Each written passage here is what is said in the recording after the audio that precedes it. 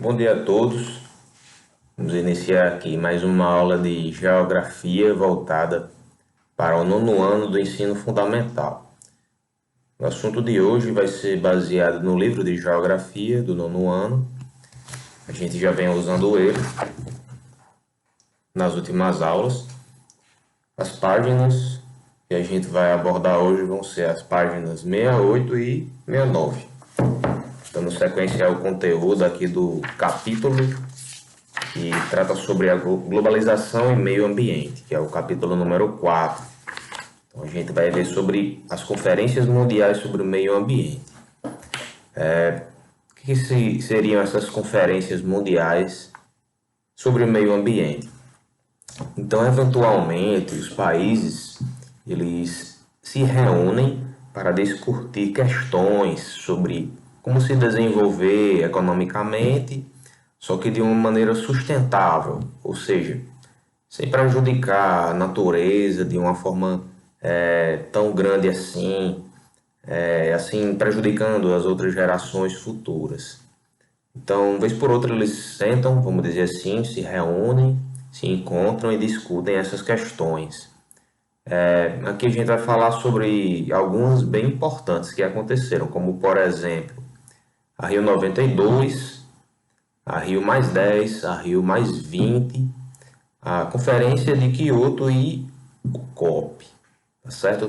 Todas essas aí a gente vai dar uma analisada a partir dessas duas páginas que a gente vai estudar a partir de agora, certo? Muito bem. A Rio 92 é a primeira que a gente citou aqui. Como o nome já diz, ela aconteceu no Rio de Janeiro, por isso que a gente chama de Rio, e 92 porque essa conferência aconteceu em 1992, aqui no nosso país, no Brasil. O que a Rio 92 ela fez? Conforme aqui a gente observa na página 68, ela promoveu o debate sobre aliar o crescimento e o desenvolvimento socioeconômico à conservação dos recursos naturais. Então, para alguns isso é impossível, desenvolver a economia, a sociedade sem prejudicar de maneira muito grande o meio ambiente. Mas é possível sim, é possível a gente fazer isso. Tem sociedades que conseguem fazer isso. Porém, alguns pensam muito mais no dinheiro, vamos dizer assim, no capital, e acabam não pensando nas próximas gerações ou mesmo no meio ambiente, no nosso planeta, na nossa casa, certo? Alguns países economicamente ricos estão pouco se importando com a questão do meio ambiente. É tanto que a gente vai ver aqui que, por exemplo, os Estados Unidos, ele deixou de assinar aqui um documento importante, que a gente vai daqui a pouco observar qual foi. Já outras economias importantes também, outros países desenvolvidos assinam e se esforçam em se desenvolver sem prejudicar o meio ambiente tanto assim, certo? Então, na Rio 92 a gente vai ter aí alguns documentos importantes, né, sendo colocados aí para serem obedecidos, né, por esses países, entre eles a Carta da Terra e também as convenções sobre a biodiversidade, desertificação e mudanças climáticas, bem como também a Agenda 21. Então, com base nesses documentos aí, tudo isso daqui que a gente observou vai colaborar para os países, eles, vamos dizer assim, reduzirem o impacto causado ao meio ambiente. Então, é muito importante a gente refletir sobre o que a gente está fazendo ou deixando de fazer pelo meio ambiente. E de maneira oficial os países eles fazem isso através dessas conferências. E essa foi uma das mais importantes na Rio 92. Ela serviu inclusive para outras que vieram depois. Ela serviu como base, né? Esses documentos que foram colocados aí, né, na Rio 92 posteriormente foram, vamos dizer assim, atualizados ou aproveitados, né, em outras conferências posteriores. Por exemplo, a gente está falando da Rio 92. Em 2002, 10 anos depois da Rio 92, tivemos a Rio mais 10. Então, 10 anos depois, da Rio 92, já tivemos a Rio mais 10. A Rio mais 10 já não aconteceu no Rio de Janeiro, ela aconteceu em outro país, foi na África do Sul, lá em Joanesburgo, certo? A Conferência das Nações Unidas sobre o Meio Ambiente e Desenvolvimento Sustentável, Rio mais 10. Qual era o objetivo desse encontro, o Rio mais 10?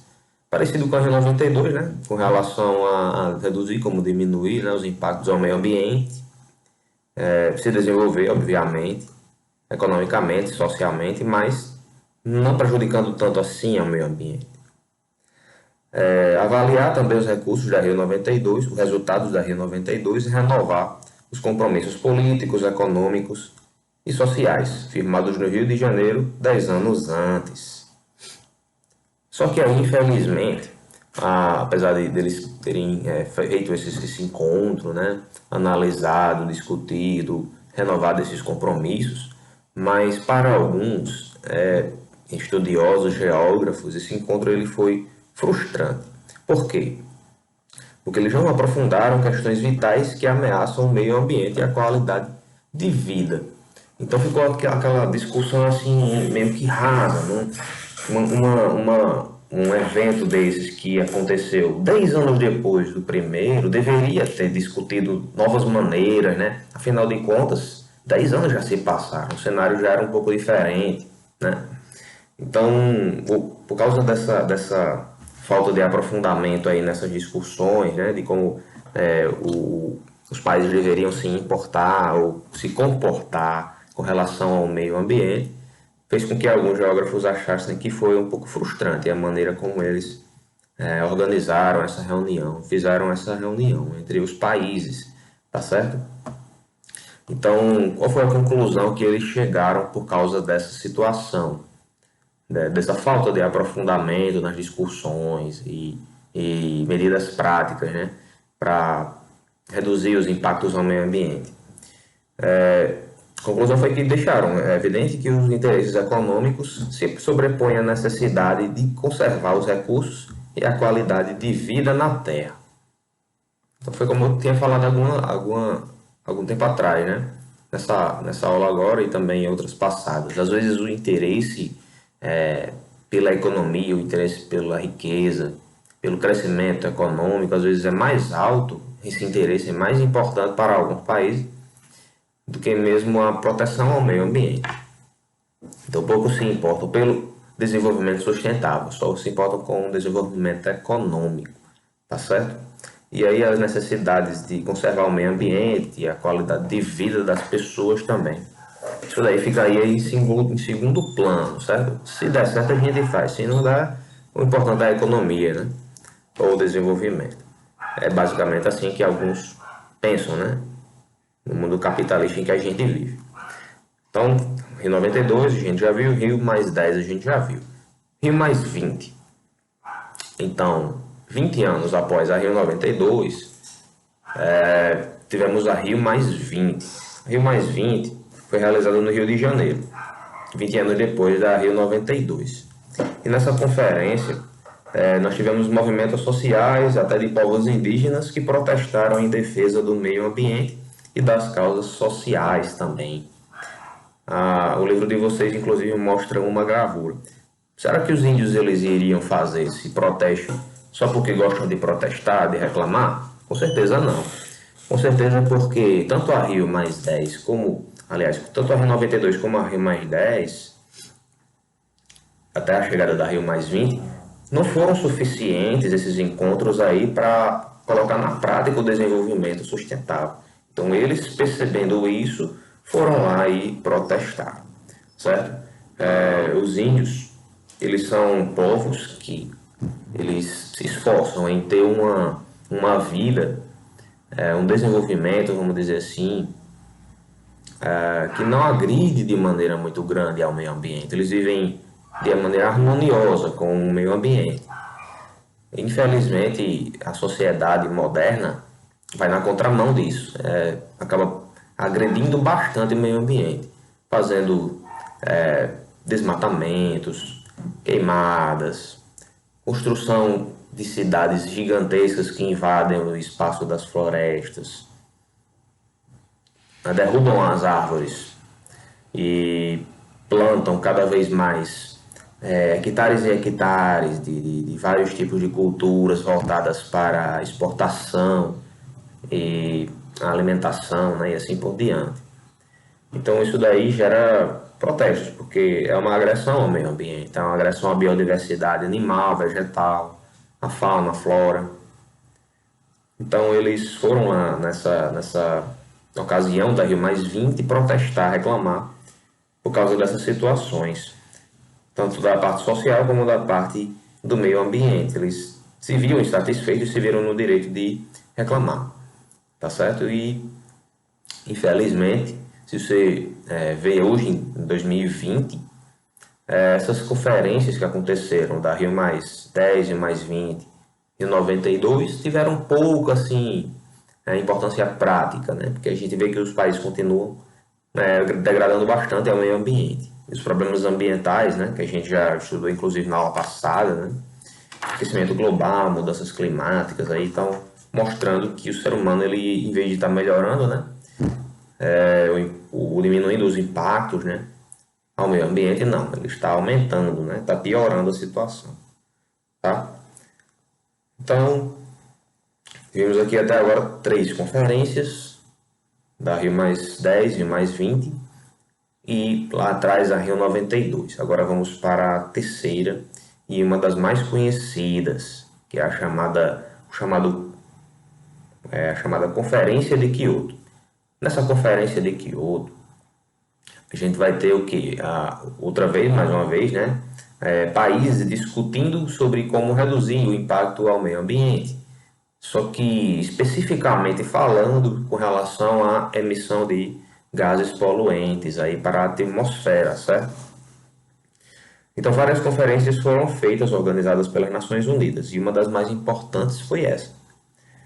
Ela é conhecida como a terceira conferência das partes da Convenção das Nações Unidas sobre Mudanças Climáticas, lá na cidade japonesa de Kyoto.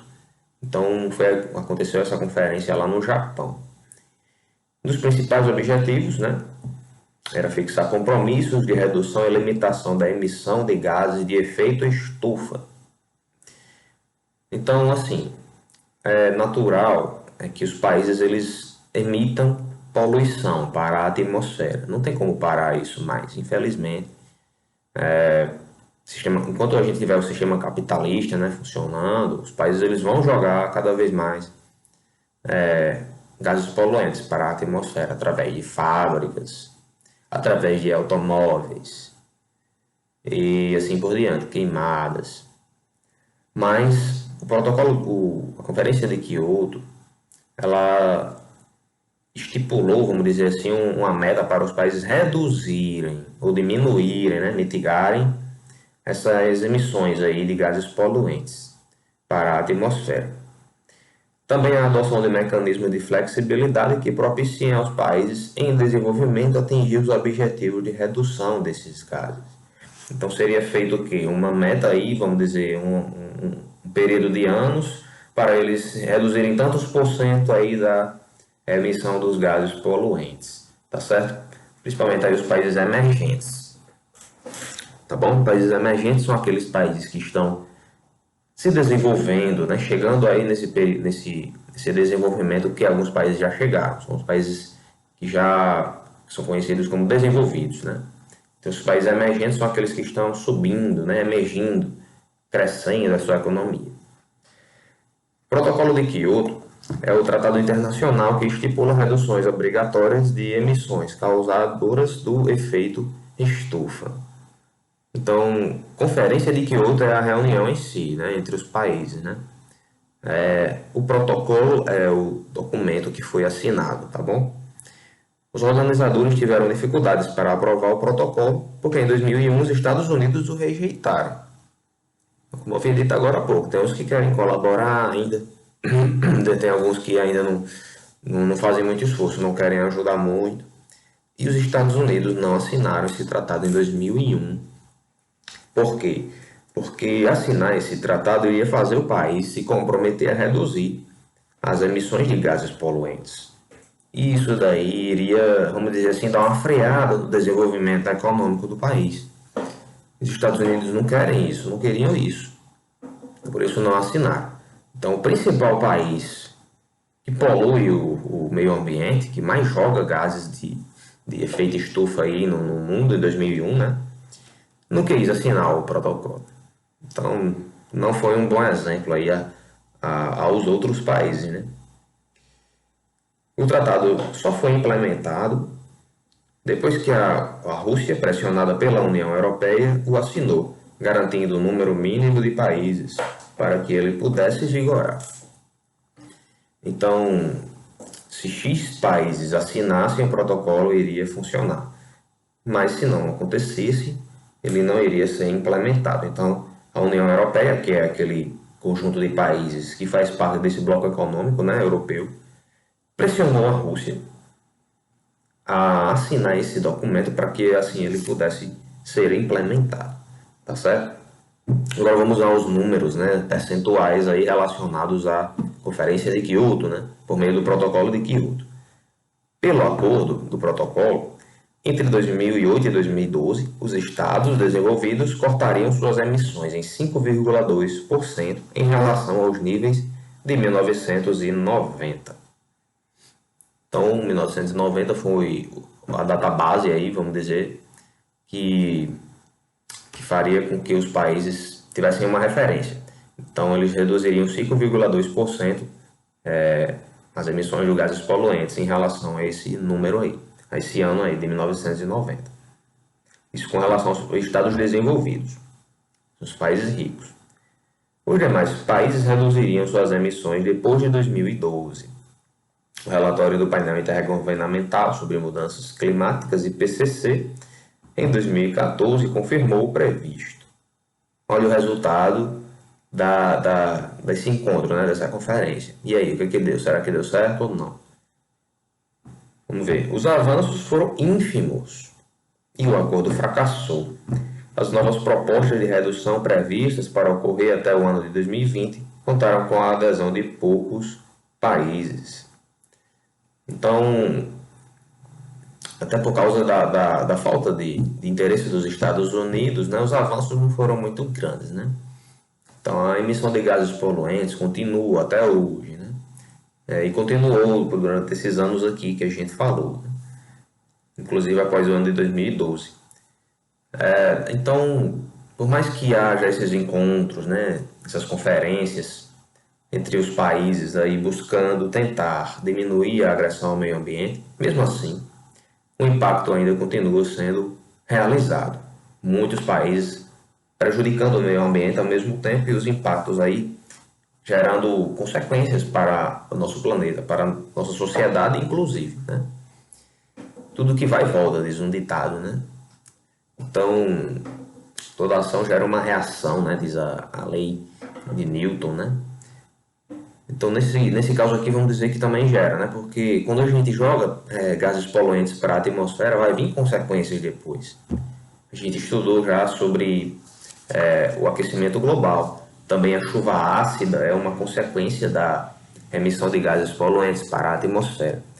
A chuva ácida nada mais é do que as nuvens, quando elas recebem, vamos dizer assim, esse excesso de gases que vem da emissão das fábricas, dos veículos e tudo mais, elas vão ganhar um teor, vamos dizer assim, a água da chuva dessas nuvens vai ganhar um teor mais ácido do que o normal.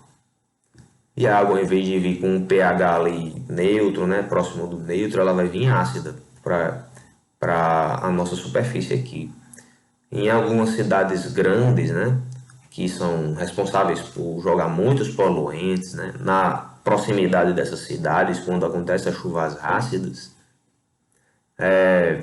a gente vê as plantações sendo destruídas, porque a água com teor ácido ela pode corroer, assim como o ácido ele faz, né?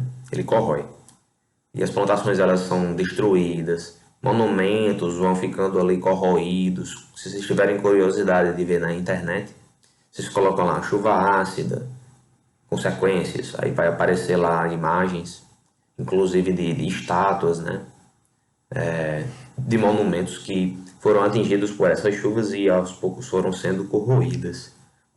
Então veja como a emissão de gases poluentes pode trazer prejuízos a curto prazo, inclusive, né? A médio e a longo prazo também, para a nossa sociedade.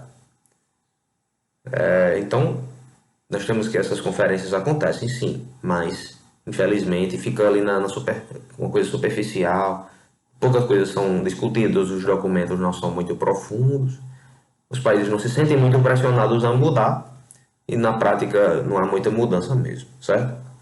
O último que a gente vai analisar é o chamado COP, que é outra conferência realizada em Paris em 2015, né? Conferência das Nações Unidas sobre Mudança Climática, COP21.